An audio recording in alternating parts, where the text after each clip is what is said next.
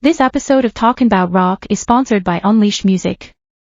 Drawing on years of experience, contacts, and partnerships, Unleashed Music is uniquely positioned to platform, develop, and realize the vision of artists of all genres.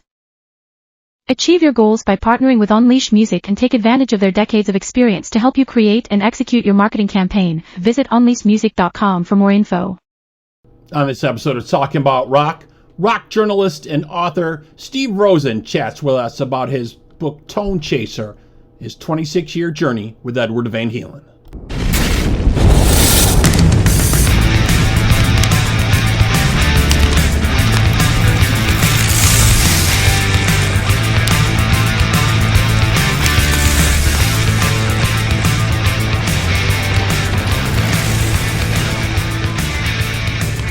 Talking About Rock, sponsored by School of Rock, North Buffalo, where they're making musicians every day. Welcome, everyone, to this episode of Talking About Rock. I'm Rob Edwards. Here we bring you rock interviews from veteran and upcoming artists. Subscribe on our YouTube channel to stay up to date. Follow us on our social media and our website, talkingaboutrock.com. Today's guest is a professional music journalist with a career spanning over 50 years. He has published over 1,000 articles in major periodicals, including Guitar World and Guitar Player magazine. He's a recognized authority on the world of rock and has been tapped to write books on musicians such as Jeff Beck, Prince, Bruce Springsteen, Free, Bad Company, Randy Rhoads, and Van Halen.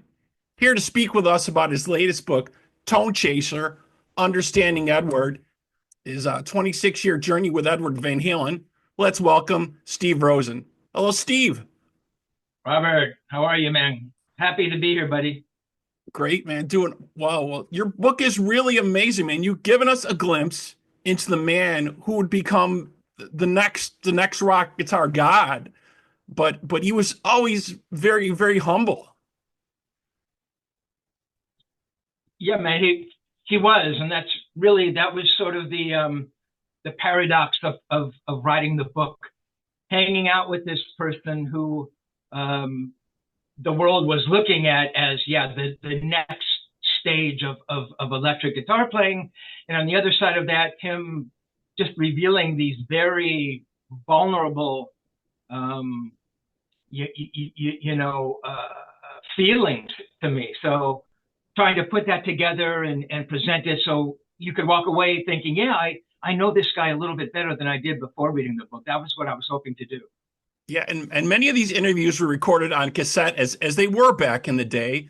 And this you explained this book almost never came to light until you rediscovered what you call the Twilight Tapes, correct?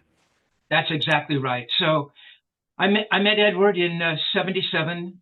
We had a friendship relationship that lasted until 2003. For the next 17 years, let me backtrack just a little bit. In 1986, so I had been hanging out with Edward about 8 or 9 years at that point. I approached him and said, Ed, I would like to write your authorized biography. Other writers are going to come to you asking you that same question. I'd like to be the person to do that. And he said, yes, of course it would be you. Who else would it be? So I started working on what was going to be his authorized biography. But Edward was always working on something new musically. And he would say to me, well, now's not the right time. If we do it now, that means the next record I do won't be part of it, which I understood. I mean, I was disappointed, of course, but I understood that. So fast forward to 2003, the authorized biography obviously never gets written. For the next 17 years, I continue with my music journalism career, and I'm interviewing people. In the back of my mind, there was that book that almost was. So in 2020, I don't know what it was, man. A couple of people said, hey, man, you should write the book. And I really didn't want to do it at that point. I thought too much time had passed. I don't remember what had happened. Just various reasons. But something pushed me into just to go through and look at my interview cassettes, as you mentioned. Everything was on cassette. And I see this one binder, it's all in black. The spine is broken. I mean, it was weird, man. It was all dusty. I mean, it had literally probably not been opened since the day some of those conversations were recorded. I looked through them. I pulled one out, which was cryptically marked relationship or something. I put it in, and I hear Edward's voice, and he's talking about his father, and I can tell how emotional he is. And I go, oh my God, this is amazing. I'd sort of forgotten about those conversations that weren't specifically interviews that I was, officially doing with him for a magazine. These were just conversations we had. And yes, that was the trigger, man, what I call the Twilight Tapes, because those conversations typically happened at like 3 a.m. He'd call me, he wanted to talk, and that was the trigger. So I sort of slowly kind of, put myself back into the mindset. Okay, let me see if I can revisit the book and see what I have in me, So yeah, so it's like you came across this cryptic artifact, but let's backtrack a little bit, like you were saying. So you first met Ed, and they were referring to him as, I think, Godhead, from what you're saying, at the Whiskey in '77. And was this before the first album came out? It is. So this is July '77. I'm at the Whiskey on a Friday night with my brother Mick, and Cheap Trick was recording a live record, not the Budokan record, which would come in '78 the next year. But this was like a live record. Probably the label wanted them to do like a promotional thing. They were going to maybe give away to journalists or that Right. Kind of thing. They were probably testing the waters, what would become the Budokan, live at Budokan. That's exactly right, Robert. So I'm there. My very good friend, Michelle Meyer. Michelle booked the Whiskey. She also booked a couple of clubs around town, including Madame Wong's East and West. Madame Wong's East was a pretty famous punk club. I mean, all the punk bands were playing there and wanted to play there. I had a band at the time, and she would book my band into the various clubs she was promoting, and she never wanted to hear a tape, so I owed her. I love Michelle. And she said, listen, there's somebody you need to meet. We go upstairs, and there's this character standing in the corner, smoking a cigarette, of course. You would always be smoking a cigarette. And that was Edward Van Halen. And we had this conversation. And, Michelle introduces me. Edward Van Halen, Steve Rosen, Eddie Van Halen, Godhead. And Michelle's use of the word Godhead was the greatest compliment you could give to anybody. And, not everybody earned that title from her. So that was the first time we met. We had this amazing conversation. At the end of the conversation, he gives me his phone number. He says, hey, man, I really enjoyed talking to you. Call me. And this would be July '77. The first record comes out in February '78. So what is that? 8 months before the first record comes out. They had signed the deal, and he had talked about the record. So I don't know if the record was done at that time, but he did talk about the record. So some of the recording had been done minimally. And so I think it was because I met him before that first record came out, and kind of before that first tour opening for Journey in Montrose, before his legend really grew. He was just still sort of this Southern California guitar player who made good, and I think that had a lot to do with the arc of the relationship to come. Yeah. So originally, from what's pretty kind of well known at this point, is Gene Simmons put together the original Van Halen demo. I have a copy of what they're calling zero demos here, and he was trying to get the band moving and forward. So I got a couple of the tracks on here that they had: On Fire, Woman in Love, House in Pain, they were calling it, Running with the Devil, She's the Woman, Let's Get Rockin', Big Trouble, Somebody Get Me a Doctor, Babe Don't Leave Me Alone, and Pull Out the Lights. Some of the tracks they were demoing before that.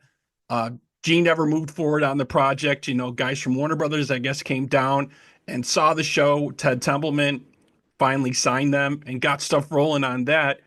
And then fast forward a little bit, after all that came, you actually got another visit from Ed, and you got to listen to the tape before Van Halen 2 came out. He played just some of those licks for that before they had released it. So that had to be amazing, just hearing the music first, no vocals, and it was on a cassette again, like it was back in the day. Yeah, that was extraordinary. And just touching on that Zero's demo you mentioned. What's interesting is that they had songs on there that would come 3 and 4 records down the road. You know, so which tells you that though each one of those records, the first, second, third, and fourth records and stuff, changed, it was really inherently all Van Halen. You know, I mean, could they have put Somebody Get Me a Doctor on that first record? Possibly, but it's interesting that songs that wouldn't see the light of day for years were on that initial demo. So yes, it is. When is it? When does that second record come out? Is that 79? So yeah, at a point in time, you know, I think he just showed up, or maybe I was expecting him. It's hard to remember. We only lived about 8 minutes apart from each other. Edward lived in Coldwater Canyon. I lived in Laurel Canyon in the Hollywood Hills, and he would just pop over, man. You know, he'd do the pop in. But I think I was expecting him, and you know, he walks in, and typically he'd walk in, be smoking a cigarette. He'd sit down and he'd pull one of my guitars that I had in stands, and he'd start noodling. But as soon as he walks in, he goes, "Hey, let's go down to the car." So I thought, wow, this is weird. I thought we were going to talk and have an interview. So I probably was expecting him. So we go down to his car, which is just a piece of garbage. I don't know what it was. Van Halen people know what that car was. I mean, it was crap, really. And I think he was really proud of it. He goes, "Yeah, man, I took some money and bought a car." I thought, wow, okay. So we go down, yeah, and he pops in the cassette, and it's the music from What Will Be Van Halen 2. I know there were no vocals. There may or may not have been bass. It's hard to remember. Pretty positive there were drums and obviously guitar. So I'm listening, and I'm just, it's just unbelievable. And he has the windows rolled up, and it's a warm day, and the cigarette smoke is filling the passenger space of the car, you know, and I'm gagging on cigarette smoke because I get migraine headaches from cigarette smoke. And he's got the thing cranked to 10, and it was just unbelievable. And I'm trying in my head to remember, oh, that was a fast shuffle, and oh, that was the solo that went, you know, from here to here, you know. I didn't have anything to write on, so I had no reference, you know, so trying to remember. So then we walk back into the house, and we start talking, and he picks up a guitar, and that's when, I mean, the true magic began. So he starts saying, "Yeah, this is what I was playing on, whatever it was, Dance the Night Away." And, you know, he'd start playing this stuff on guitar and trying to remember what I had just heard, where he's in a studio and thing is cranked. And now here he's just whipping it off, yeah. Track, right, acoustically. And he's playing those parts, man. And I'll tell you, man, all the same energy and the passion and the articulation was there. Yeah, he seemed to be able to dial it in whenever he needed to. That was his gift to, you know, just it was always on. It was never, you know, he always had a guitar in his hands. He was always on. Another thing I thought, which was really, really interesting, wanted to talk about a little bit, is when Ed was actually showing you his hammer-on and pull-off techniques, which everybody knows he became very famous for, and he kind of gave you a little like quick guitar lesson there by doing that, which I thought was amazing. So we have a little bit of that conversation between Steve and Edward, and we're going to take a quick short break here, and let's take a listen. Again, these are from the cassette tapes that Steve recorded with Edward during these times, and this is like a short little like guitar lesson from Edward Van Halen here, showing some of his pull-offs. So we'll be right back. Right, so you did it back. Keep going. Right. I can't even do that. This one. So I've been doing too much of that wide stretch stuff. Because when, you know, we've been playing live, when I'm standing playing, it's hard to do that, but when I'm sitting down, I can stretch.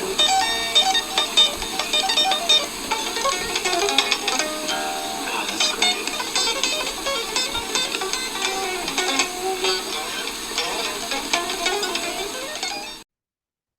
Okay, so cool to see that, and like we're saying, he could just whip it off whenever he needed to, and you know, always on, right? He was always ready to go. Absolutely, and The book is called Tone Chaser, and Edward was forever, looking for the ultimate brown sound. But the truth of it is, as we just talked about, he picked up my 66 Strat, which was nothing special, and it was Edward Van Halen. There was no amp. It was the strings were probably a little old. It all came from his fingers. So yes, it was always there beneath his fingers. But talking about that little excerpt we just heard, Robert. Yeah, so I'm there, and I had picked up the other guitar, and for me to even do that, I don't even know how I found the guts to do that. Honestly, we might have been doing some drugs, and inhibitions were broken down, or maybe I had a drink, although I didn't really drink. But for me, just to pick up a guitar in front of him cold would have been a very difficult thing to do. So obviously, the first thing I try to do is the tapping, and he's noodling, and he hears me doing it, and he goes, no, you're doing it backwards.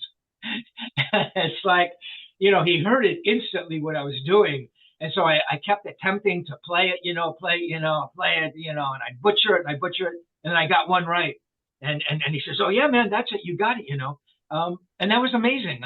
I mean, he was that nurturing type of person, and in his head, he must have known, though he never spoke it out loud, he must have known how difficult it must have been for, this guy, Steve Rosen, he's my friend, and, he doesn't play guitar professionally, and he's playing guitar for me. He understood that, and he understood how nervous I was. So for him to make the one comment like that, I think he knew what it meant to me, and he could have said, no, man, that's wrong. You're doing that all wrong, At which point I would have frozen, and I never would have attempted, Right. I mean, this is the master. This is sitting there with John Steinbeck, and Steinbeck says, no, don't use those words. That's no good, Right. And you'd never write another word in your life, right? Right, exactly. John Steinbeck says, oh, yeah, that's it. That's good. It's like all of a sudden, you're a Pulitzer Prize winner. So that's what I loved about him, and he was always like that. Yeah, just amazing. So, and in the book, you talked a little bit about he talked about Gene Simmons, Ace Frehley, and he also mentioned he wrote the solo for Christine 16. Yeah. He told you that he had written that. I wasn't aware of that he had worked on some of what would become the Kiss material for some of their stuff. Yeah, he did, and honestly, he was a little upset, I guess, when Ace re-recorded the solo. Ace used an octaver or a doubler. Edwards was 2 parts harmonized, which set up the whole feel for the solo. And Ed was really proud of that solo. And when he heard kind of what Ace had done, he was a little bit disappointed. Yeah. So yeah, I mean, still loved Ace, and there's a little bit in the book where he talks about Ace and that kind of thing. And yeah, Ace was on Edward's radar for sure. Yeah, definitely. So Edward, obviously always the innovator. He loved to tinker with his guitars, his amps. Did he ever discuss with you if he added any effects or anything into his amps? He was always known for saying he never owned a distortion pedal. He used some other stuff. Obviously, he used a flanger for Unchained, but and we know he developed so many different things. Did he ever put any of that electronics maybe into his amps? Maybe. Honestly, Robert, the conversations never got that specific.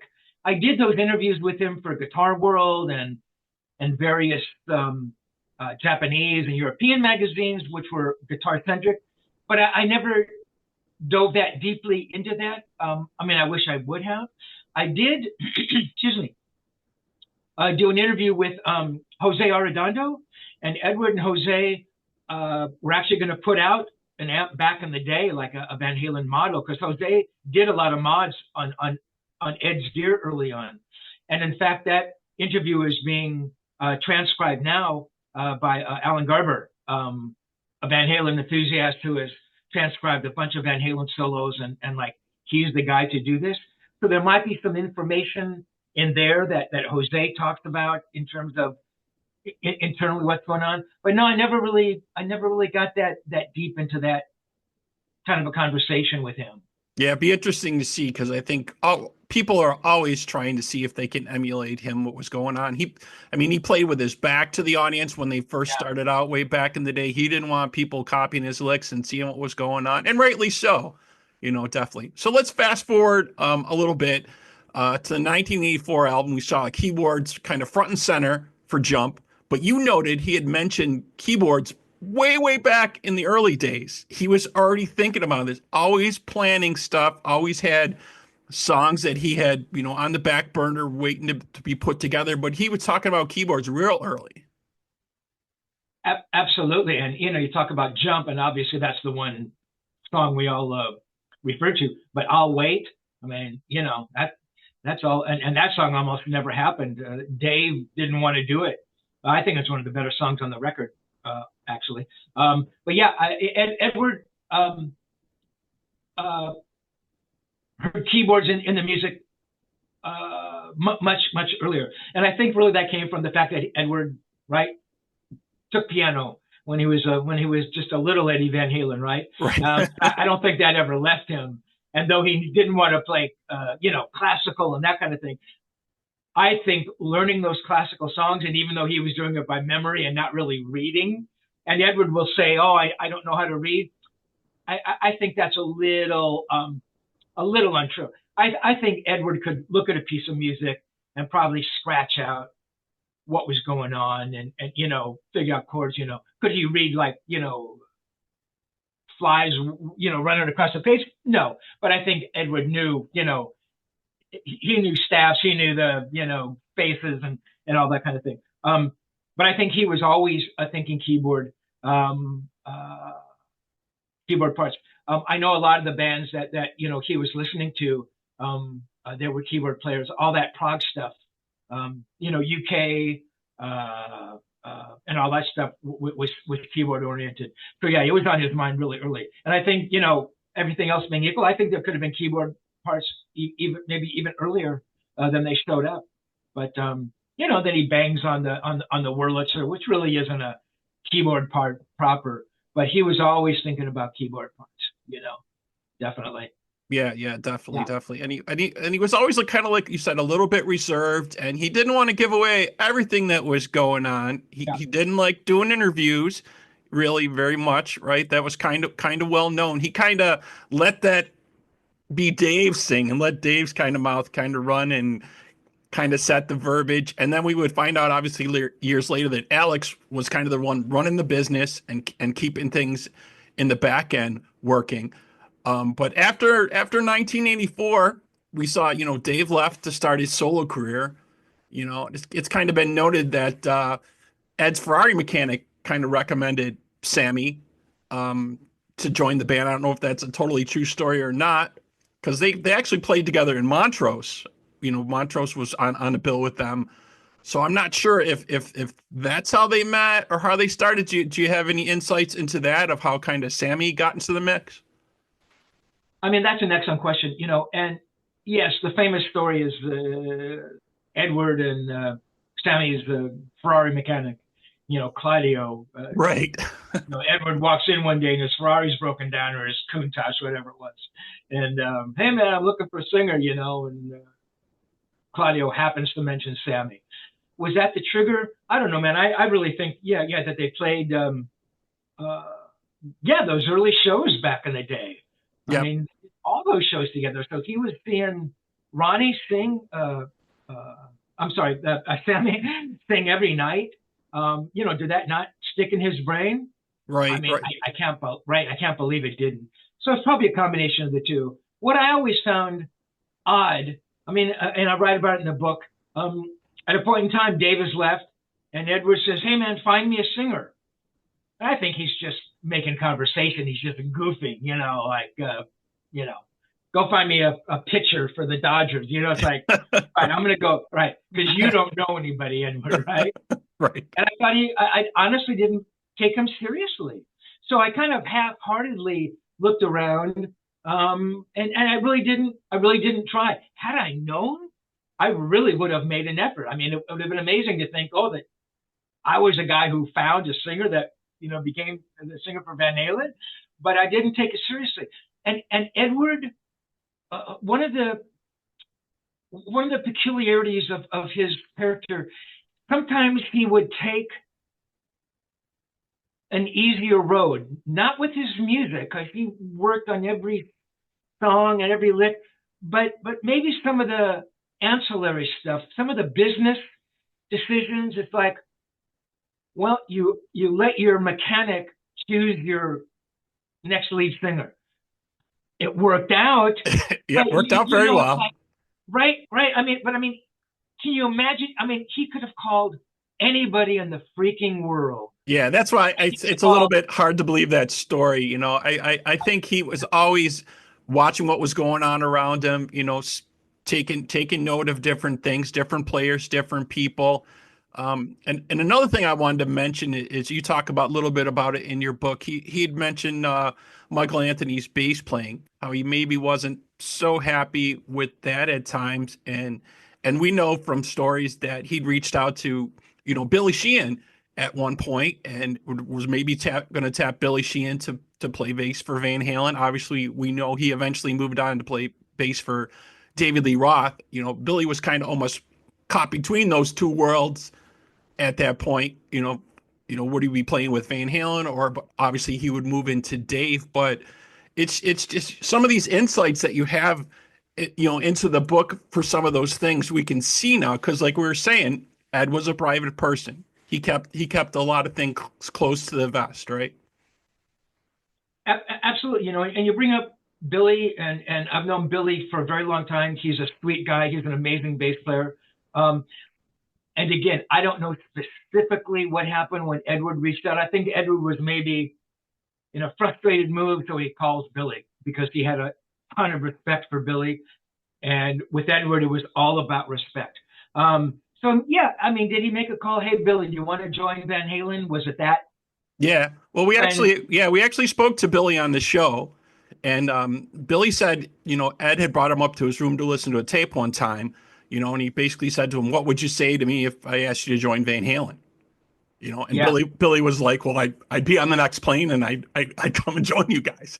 Yeah. You know, he's like, "Well, we're thinking about some stuff. We'll let you know." You know, Yeah. and the next conversation, you know, later on was as they had Van Halen and them were, I think, having dinner, or eating something somewhere together. You know, they see him talking with David, and like, you know, I have a meeting with Dave coming up. He's like, "Well, you have a meeting with Dave. You better tell me what happened." You know, and you know, he finally did tell Ed what happened, and obviously we know that's all history. You know, but to be caught between those two worlds.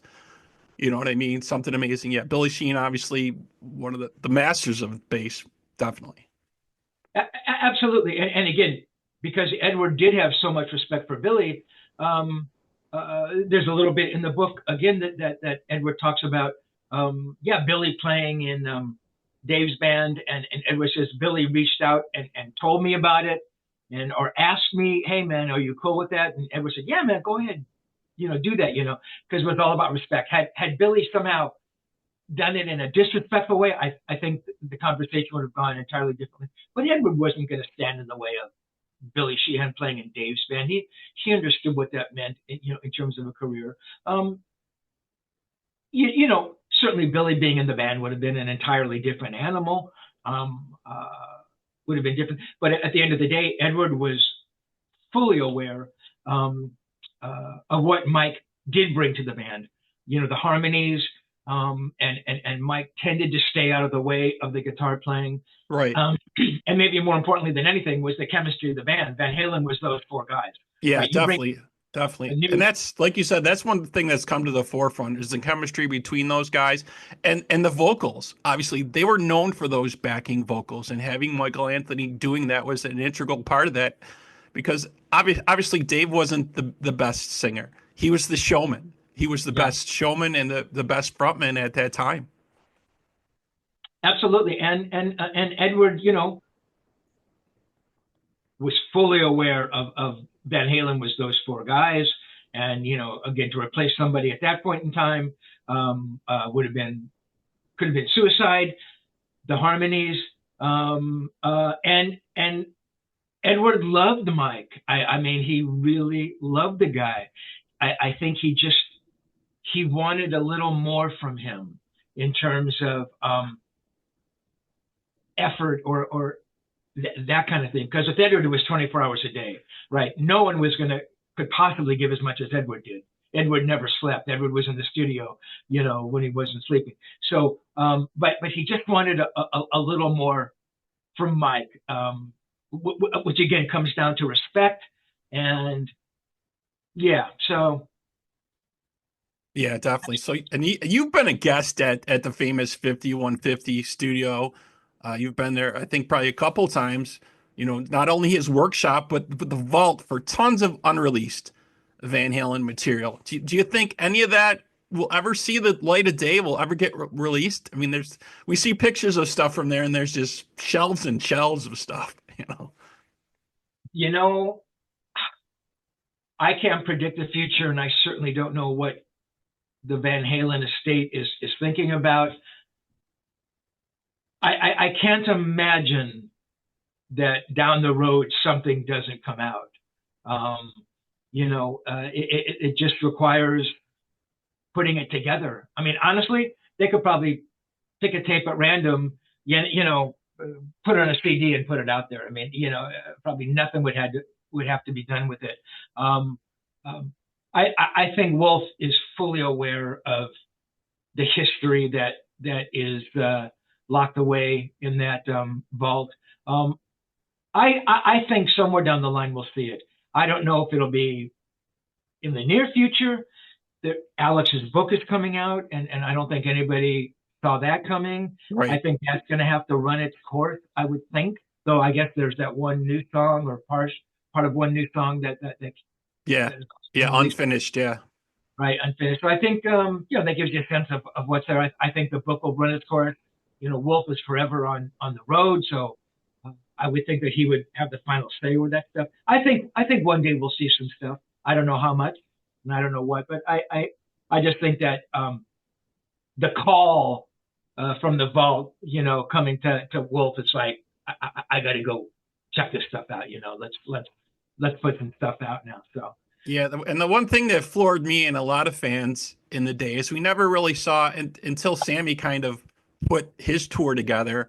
We never saw like an official celebration for Eddie, right? An official tour celebration or something, celebrating his life in music. Sammy's kind of doing something like that now, but it was funny that we never kind of saw any culmination of that. There's been rumors that, that Dave stopped stuff, or, maybe they couldn't get it. Alex couldn't, work it out with everybody or whatever. But it would have been great as fans to see some type of celebration with some iconic guitar players, playing his music would have been great. I agree. And I think my 3 cents, I think it's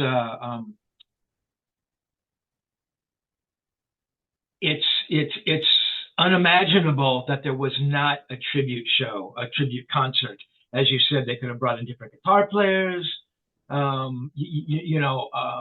I think at the end of the day, look, again, I can't speak for any of these guys. I can't imagine that Alex and Dave and Mike wouldn't have done this. I think that's impossible to think about.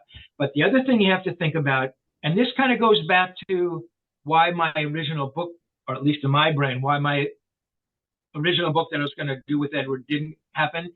I don't think somehow whoever the powers that be were, whether it was management or the label or the archivist, I don't know who, there was never the definitive box set. There's a box set on every band in the world, good, bad, and indifferent. That's true. Right? I mean, can you imagine the box set they could have had? How could that not have happened? How could Warner Brothers have allowed that not to happen?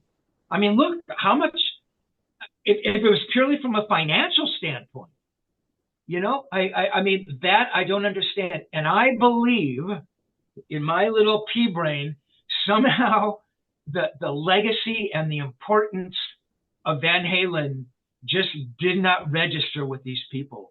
And in the same way, look, I'm not putting Edward in that group, but I don't think Edward had a real sense of his own legend back in the day.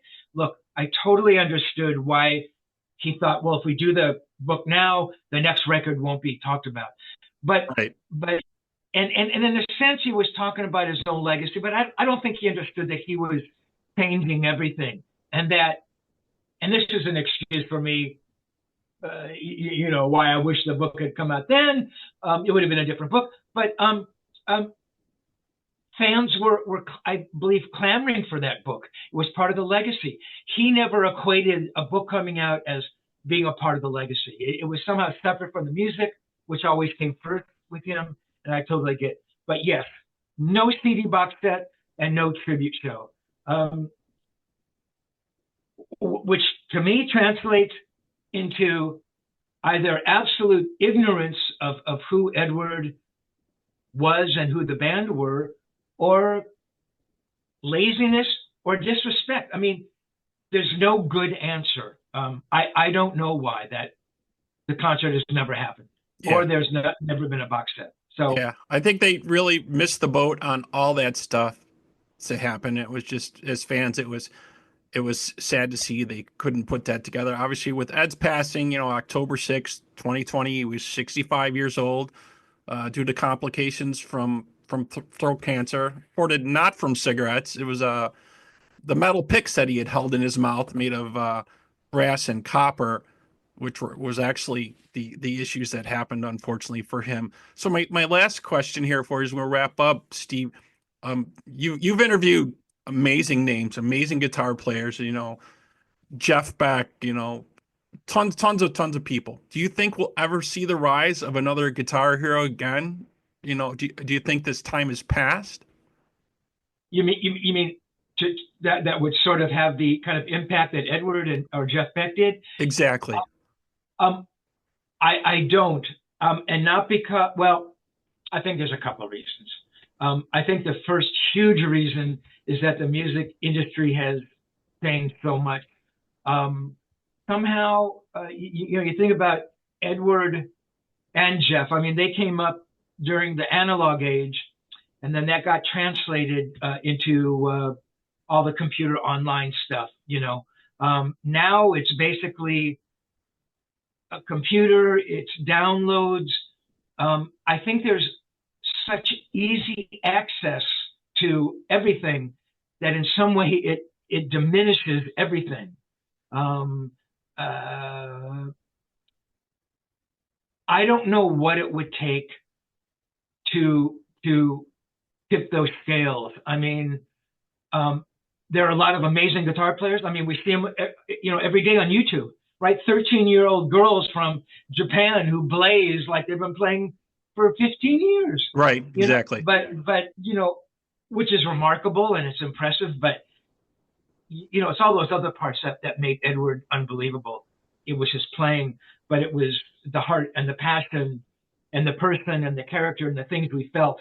And I think that all came because people were listening to records and didn't really know who this person was. They saw some pictures in the magazines, and that created this absolute aura and mystery. And the same with Jeff Beck, right? Jeff is from the decade earlier, from the 60s, And so you see these pictures and you would see them in concert, and this thing grew. No, I don't think we will ever see that again. Unfortunately, again, I think the digital age has been an amazing tool, but I think in many ways it's sort of diminished the impact of music. Yeah. That's just me, Yeah, definitely. Well, you've just scratched the surface here on some of the stuff that are in your book here, Tone Chaser, my 26-year journey with Edward Van Halen. You folks can pick up a copy of that. It's now available. It's also available now on audiobook, which is very, very cool. ToneChaser.com. We want to thank our guest today, Steve Rosen, so much for being with us, man. We'd like to thank our sponsors, School of Rock North Buffalo and Unleash Music. And to all our listeners, we hope you're keeping the torch alive by supporting live music wherever you are. Steve, thank you again for being with us, man. Thanks, Robert.